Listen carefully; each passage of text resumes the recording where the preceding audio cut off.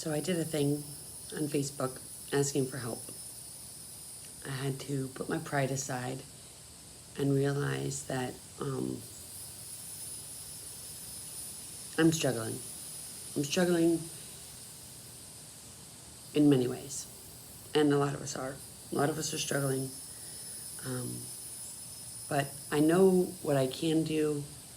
And I'm doing my hair because I just got out of the shower. I'm having a hard time with the words because I never ask for help. I never come right out and say, hey, help me. Help me. I've been working since I was 14 years old. I've been a worker. I work. I do things. I work. But my body is like, whoa.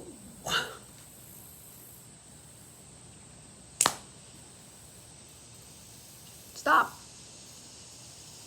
And the doctors can't figure out what's going on. They don't get back to me. They leave me hanging, which causes more stress, which causes the perioral dermatitis. Everything starts to flare up. My digestive system is to be determined. They don't know. They don't know. I have a hiatal hernia. I have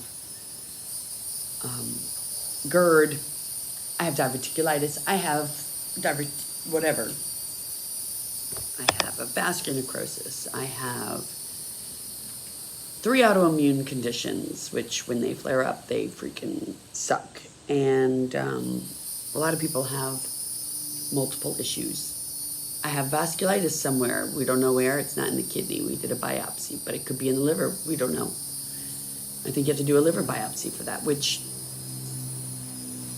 they haven't done. And my gastro is not getting back to me on next steps because my liver function test, whatever, the blood test was in the red, but did an MRI and doesn't say anything about being any mass on it, so that's good. But then it's still undetermined. Well, what is it? What's the problem with the liver? Why is it? And I'm only freaking out because my grandmother died. My Nana died of pancreatic cancer, and they didn't catch it in time. And I've seen stories where they caught it early. They were able to do like Whipple and stuff like that, and people have lived. So I'm not going to stop, but my body is killing me. There's other things going on too, and I don't know what they are. And I at this point I don't have much faith in the doctors. I really don't.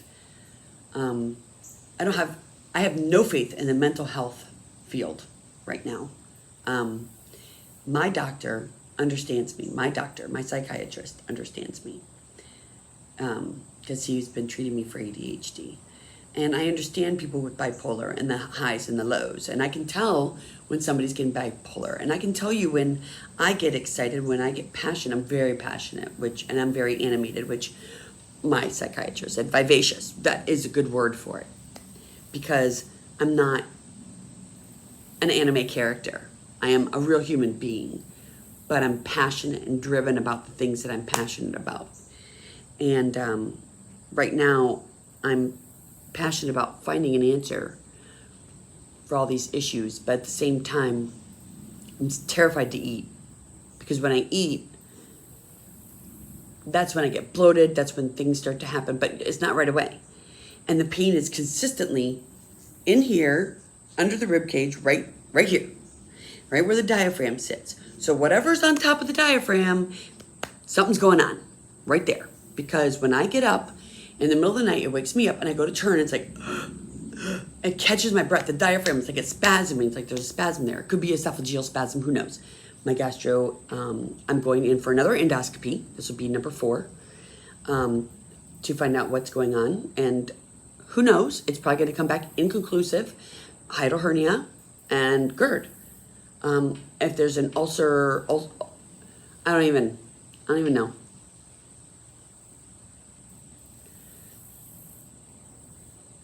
I'm having a bad day. And we all have bad days from time to time. And it's okay. It's okay to cry. It's okay. I'm not bipolar.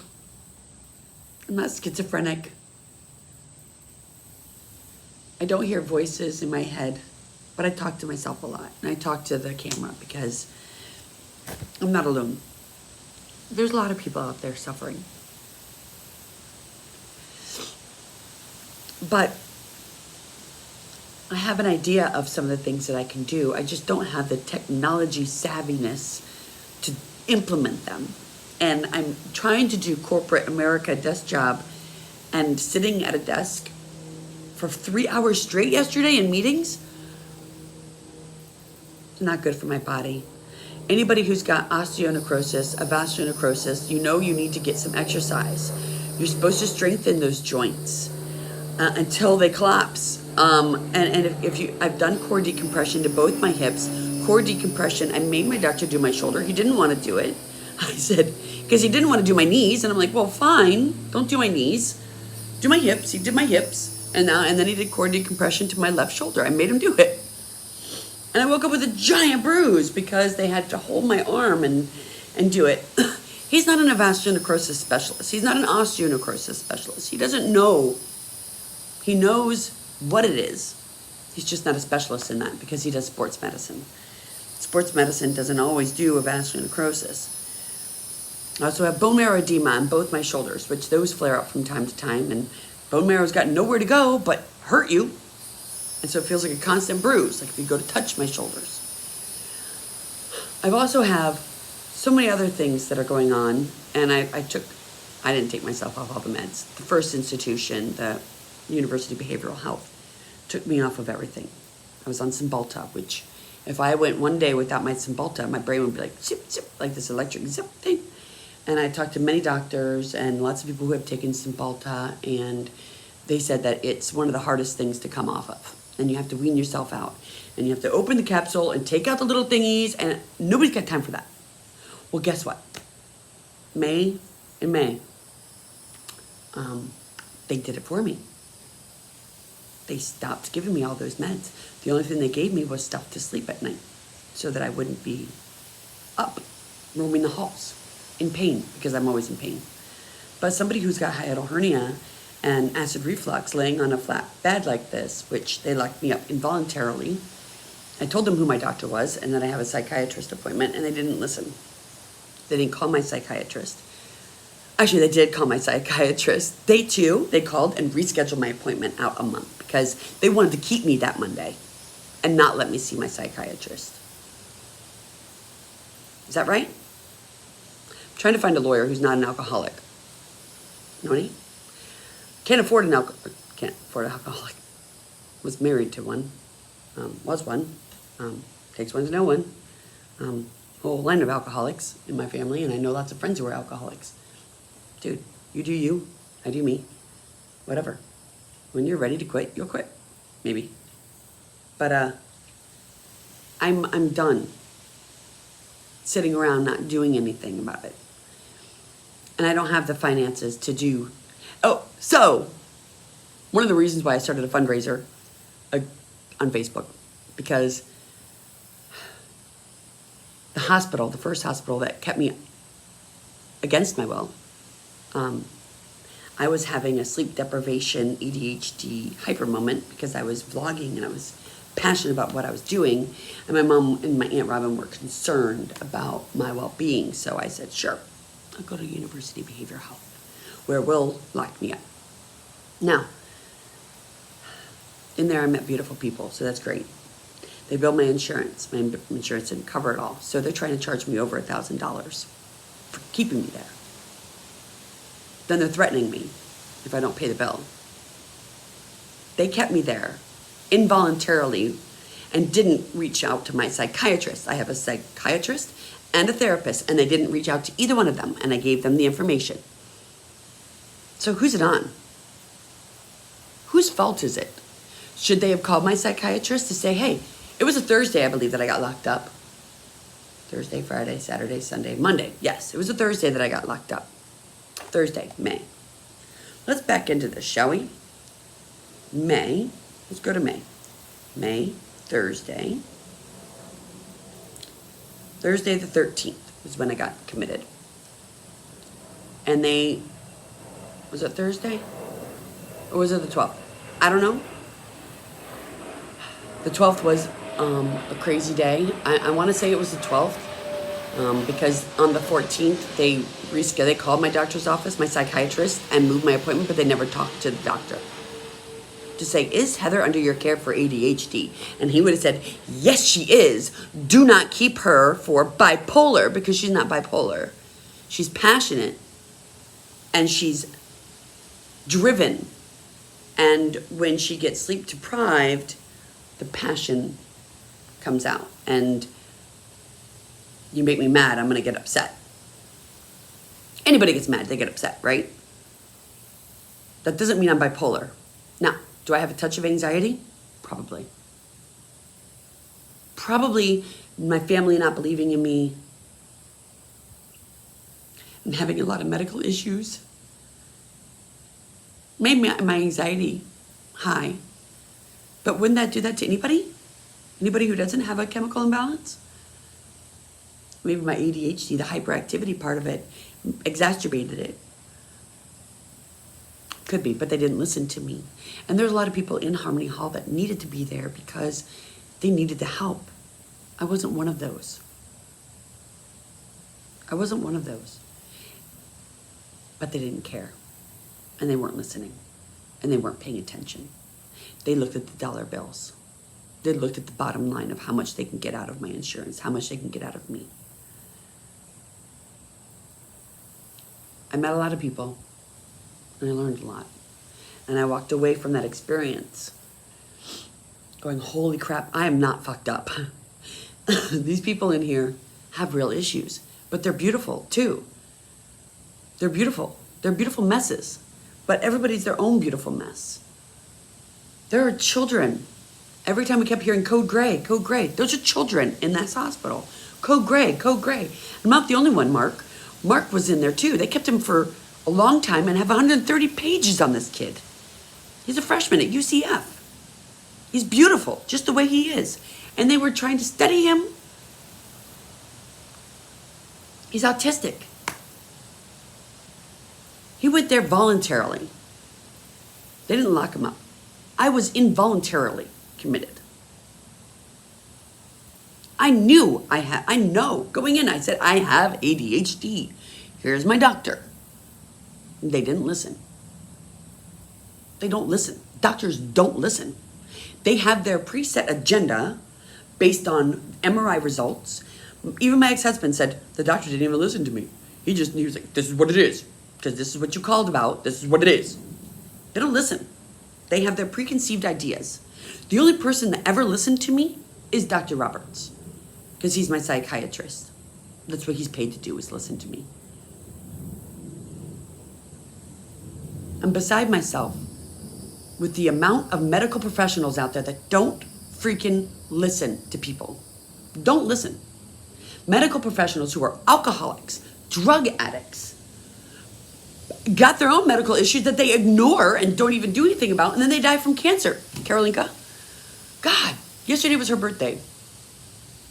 She was younger than me. And she knew.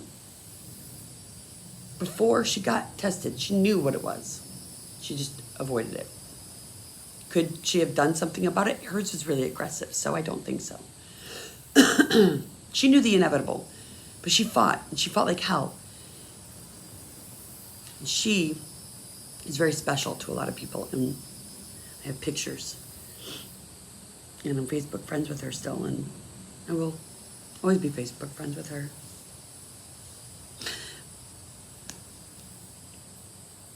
And her birthday was yesterday. She was Leo. She was an artist. Her art. I'll show pictures. She's so beautiful. She didn't watch TV, you guys.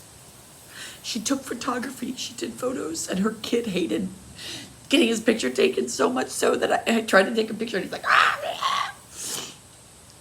Because there's beauty in everything around us in nature. I've had 4 sinus surgeries, chronic sinus problems. It all started in 2005. Or did it start in 2004 when the 4 hurricanes came through? Charlie. Charlie was the hurricane that... Whoa.